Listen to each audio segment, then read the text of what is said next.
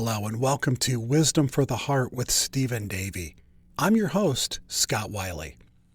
Just before we get started, please take a moment and subscribe to this podcast. We'd also be grateful if you'd leave a review. That helps more people find this content. Now, here's Stephen.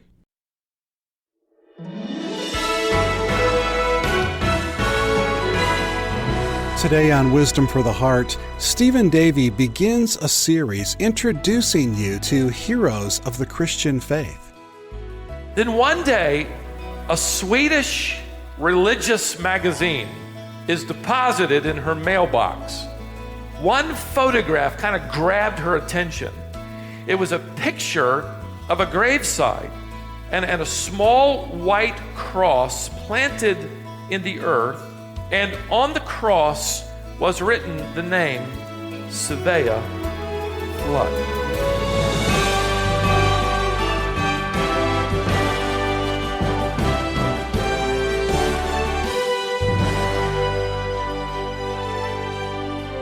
Have you ever thought about the fact that we'd have no record of Jesus Christ in the New Testament ever laughing? Although you read his sermons and his offhand comments, and he had a wonderful sense of humor, and I'm sure that he split the sides of his disciples often. In fact, his first miracle was at a wedding party, but we're never told that he laughed. More than likely because we would assume that he would. But while we would assume that God the Son might laugh, we would never, and certainly in the first century, they would never assume that the Son of God would cry. And so we're told that he did on more than one occasion. Jesus arrives at the tomb of Lazarus, and he's been dead now for 4 days, according to verse 17. He stands nearby. We're told in verse 33 that when Jesus saw her, that's Mary, Lazarus' sister, weeping, and the Jews who had come with her also weeping, he was deeply moved in his spirit and greatly troubled. That is, Jesus was moved deeply when he saw the grief and observed the emotion of these who'd lost their loved ones. He, God the Son, was not apathetic. Look at verse 35. Jesus wept. Here's God crying. He's crying at a graveyard. By the way, if God can cry, so can you. In the garden, Jesus Christ effectively surrenders, of course, to the will of the Father. That's another incident where he will weep. Matthew's gospel account in chapter 26 at verse 36, Jesus comes with them to a place called Gethsemane, and he said to his disciples, "Sit here while I go over there and pray." In Matthew chapter 26 and verse 37, we're told that Jesus took with him Peter and the two sons of Zebedee and began to be sorrowful and troubled. This particular text refers to being surrounded by sorrow. Jesus not only cries over the death of a loved one and the rebellion of a nation, but he's crying over the suffering that he will bear for the sake of a rebellious world and what it will mean. Jesus Christ is about to go out weeping, but what a difference Sunday morning will make when he brings a harvest. He's the first fruits of that harvest, translating into a harvest of joy. The seed of self-sacrifice, similar to what we've seen demonstrated several times in the lives of believers. We've studied believers who were surrounded by the sorrow of night, and we've watched some of these, haven't we? Go through great trouble. And then the tables turned, and there was a harvest of fruit. Some of them only after they died, some of them while they were alive. But the sorrow of night was replaced with the joy of the morning. Sowing with tears brought in a harvest with great joy. In this last biographical study in our series, it remains to me one of the most touching demonstrations of self-sacrifice, death, and sorrow, and fruit. In 1921, a man by the name of David Flood and his young wife Svea and their little 2-year-old son left Sweden for the interior of Africa.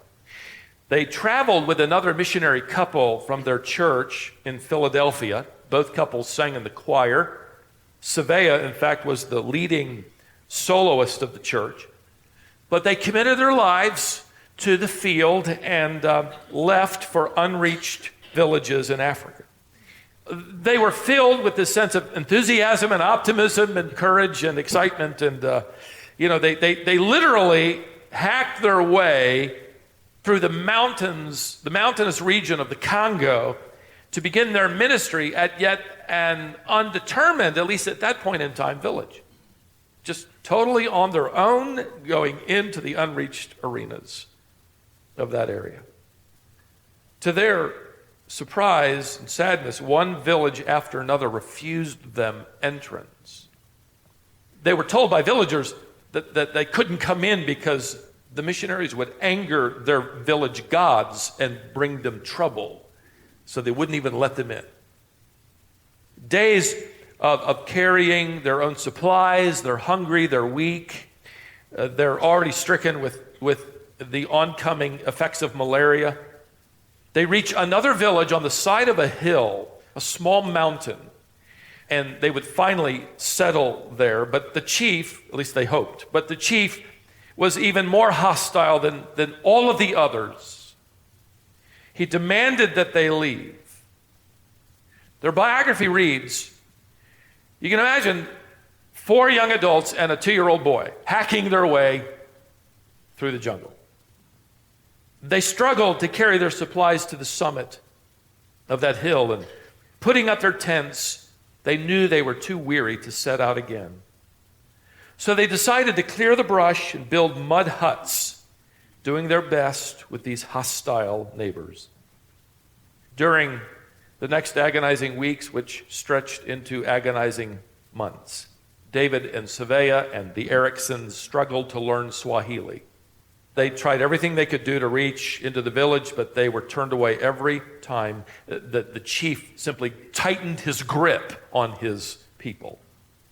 The villagers were even prohibited from visiting the missionaries. They were very curious about them. But one little boy was allowed to go up weekly and sell them eggs. David was amazed at his wife's insistence that they might never reach that village, and probably it didn't look like it impact Africa, but maybe she could win this child for Jesus Christ. So every time the boy would visit the camp, she showered him with love and attention, and she would teach and learn from him as well. And sure enough, the other missionaries watched one afternoon as Svea knelt with this little boy and led him in a prayer of repentance and faith. Now, he had to keep his decision for Christ a secret in the village, lest he, not be allowed to return, or maybe worse. To the others, this mission was a failure. Eventually, the Ericsons decided to leave David and Svea and their little boy, and they returned to an established mission post several miles away.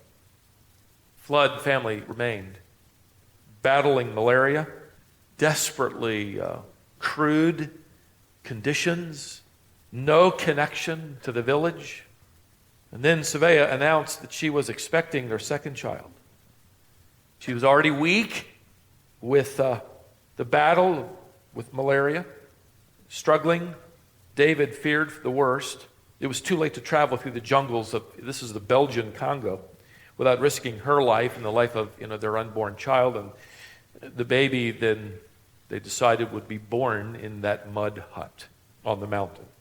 That little native boy carried the news that she was to deliver very soon, and the chief surprisingly, graciously allowed a midwife from the village to serve Svea.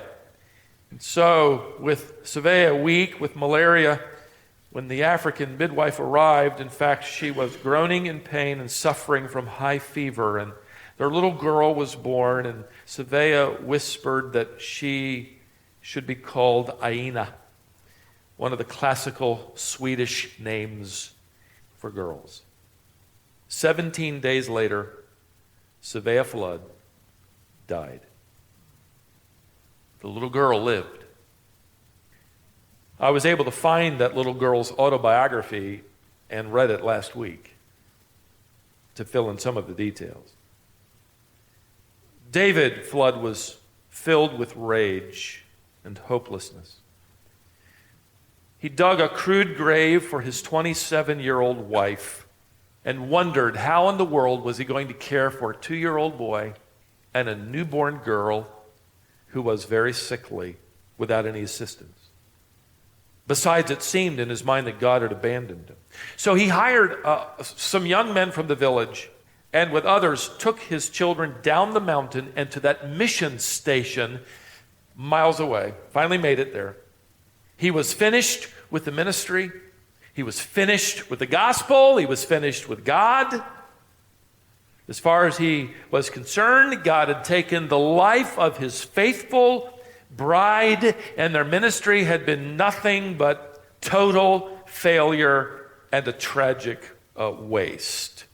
Now, the problem still confronting him was that returning to Sweden was still this monumental trip. David knew that he had nobody to help care for or feed his daughter. The Ericsons, you remember them? They're back at that mission station. They had been unable to have children, and David offered them the opportunity to adopt Aina, and they were thrilled with this opportunity, this chance to do so. But they agreed. With that, David took his little boy by the hand, left that mission station, never to return again. In fact, he never even looked back, and he would never be back. Before Aina turned 1 year old, Joel and Bertha Erickson, her adopted parents, were poisoned by unbelieving natives, and within days of each other, died excruciating deaths. Aina was once again without parents. She would soon, however, be claimed by another missionary couple there at the station and raised as their own daughter. And when she turned 3, this couple decided to return to the States, and they came back and lived in Minneapolis, Minnesota. Her Swedish name was changed to Aggie. So if you try to find her autobiography, you'll have to look for Aggie Hurst. Aina would later write that even as a young girl growing up in Minnesota, she knew that she was different. She quickly became known as the daughter of a missionary who died on the mountain, rescued by missionaries who were poisoned, and as her biography title reads, she was effectively a girl without a country. She felt terribly alone, never fitting in, someone to be watched, stared at. She did give her life to the Lord and eventually attended North Central Bible College in Minneapolis. In fact, married a young godly man who entered the ministry. And then the years just kind of traveled along. She had absolutely no information about her father. She knew very little of her past. She did know her parents' names, of course, and their homeland of Sweden, and something about the mission station and her mother's death. She really had little time to think about it. Her husband, her own family, their busy ministry life. In fact, her husband, Dewey Hurst, became the president of a Bible college in Seattle, Washington, where they moved and lived. Then one day, unexpectedly, it's just one of those things God does that you can't explain. A Swedish religious magazine is deposited in her mailbox. She wasn't on the mailing list. She had no idea who sent it, and she couldn't read it. She didn't know the native tongue of her parents. But as she turned the pages of that magazine, one photograph kind of grabbed her attention. It was a picture of a graveside and a small white cross planted in the earth, and on the cross was written the name Svea Flood. She jumped in her car and raced to the home of a college professor who knew Swedish. And she translated as she read.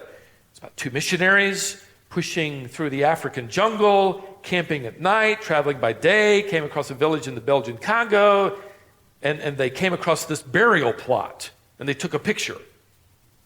They began to inquire, found out that it was the missionary mother of a baby, the death of the mother, but not before leading one African boy to Christ, then how the father left her in the hands of fellow missionaries and has never been seen since. The article continued. Sadly, Svea Flood didn't live long enough to learn that the little African boy they'd won to Christ on that mountaintop went on in time to gain permission from the village chief to start and build a school. Gradually, now a young man, teacher, leader, he taught the gospel of Christ. All his students came to trust in Jesus as well. Then they evangelized their parents, and even the chief became a Christian. And now that village has 600 believers and an active church professing Jesus Christ as Lord and Savior, all because of the sacrifice and the tears of David and primarily Svea Flood. Aina couldn't believe the news.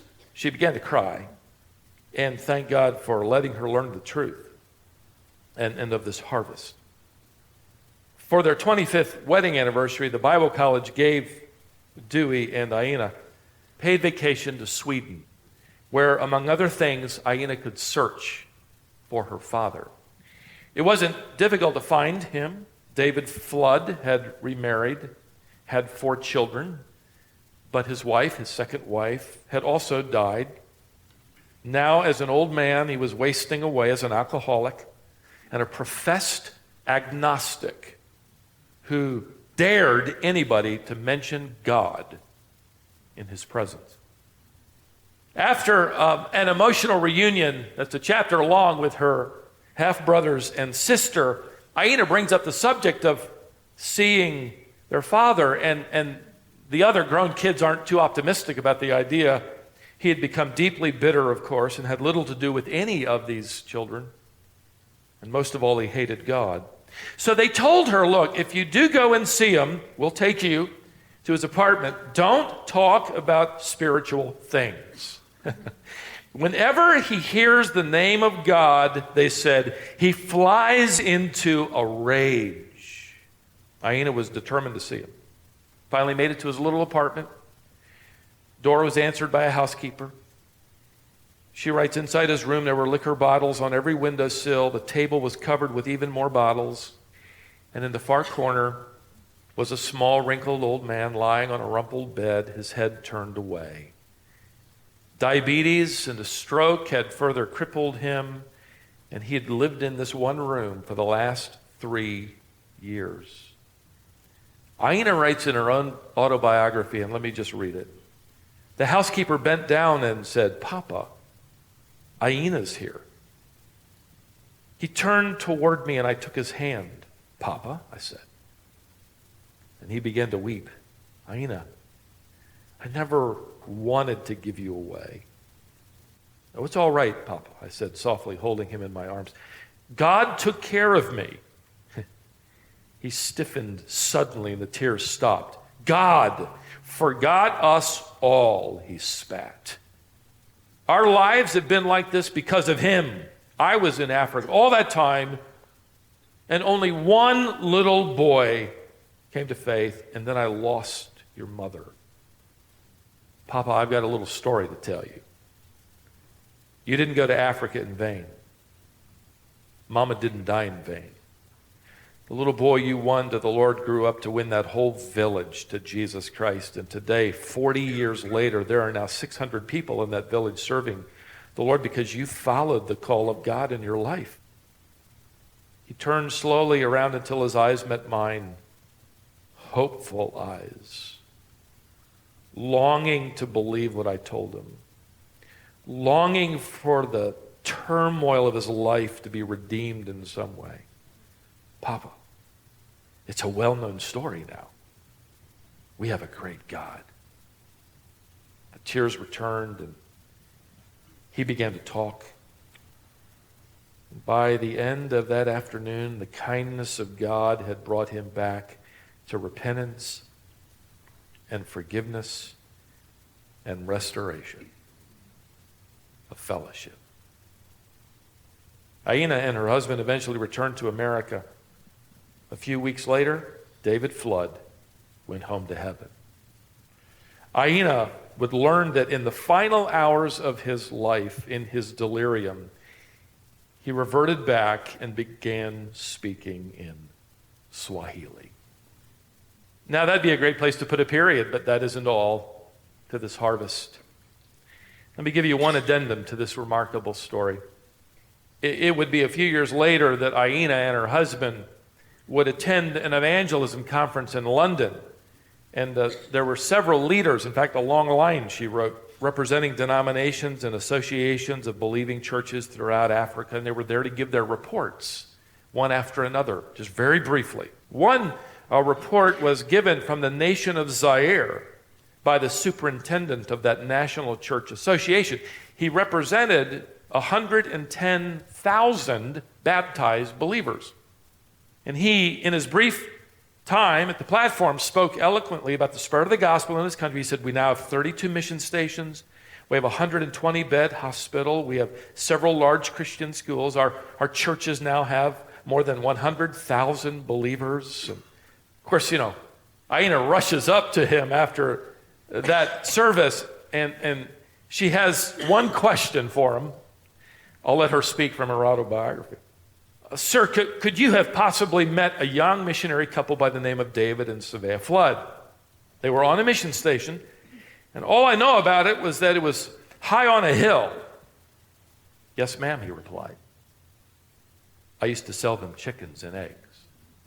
It was Svea Flood who led me to Jesus Christ. And who are you? I'm Svea Flood's daughter, and I was born on that mountaintop. Tears began to run down his cheeks. He embraced me and in African style held me and began swaying with me, sobbing from the depths of his soul. I've so often wondered, he cried, whatever happened to that little girl whose mother died for us. He said to me, you've got to travel back to our village. Your mother is the most famous person in the history of our church. Aina agreed. After months of planning, she and her husband made the long journey back to the place of her birth. Can you imagine that? They eventually arrived at the outpost where she had been given by her father to the Ericsons. She had played as a toddler with the little African friends. She had learned the Swahili language there. She visited the graves of her adopted parents, the Ericsons, and thanked God for them. But eventually they drove several miles to the village her parents had so desperately prayed to reach. Only this time, when she arrived, there were hundreds of villagers waiting and cheering as she came into view. They'd built arches and covered with flowers for her reception. Aina writes, eventually the pastor of the village church led me up the hill, all the people following. At the top of the hill was a flat place beneath a grove of trees, and the pastor pointed to it and said, that's where your parents' mud house once stood. That's where you were born. He then turned and pointed without a word to a simple grave framed in cement. Over it stood a tall, beautiful palm tree overlooking the entire valley below. And marking the grave was that small white cross.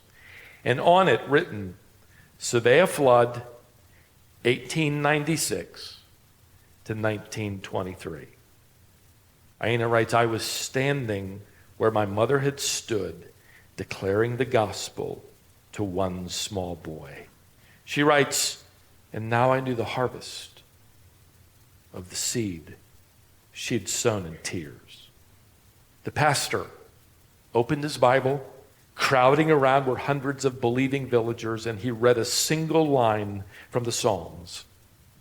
They that sow in tears shall reap in joy. Beloved, God knows what it means to weep. God knows what it means to suffer loss. Jesus Christ knows what it means to sow seed that doesn't seem to bear fruit, right? But God knows the end. He knows the end. That the tears of sorrow and frustration and pain and grief are going to be soon wiped away, replaced by indescribable joy. And the fruit of the gospel seed, you and me, and the fruit of your efforts, which you have no idea, how they exist and where. Along with thousands of villagers and David and Svea Flood and all the others we've been privileged to study, we, the fruit of the seed of Christ sown in tears, and the harvest that has come from our own lives will turn into this harvest of great joy that we cannot even imagine.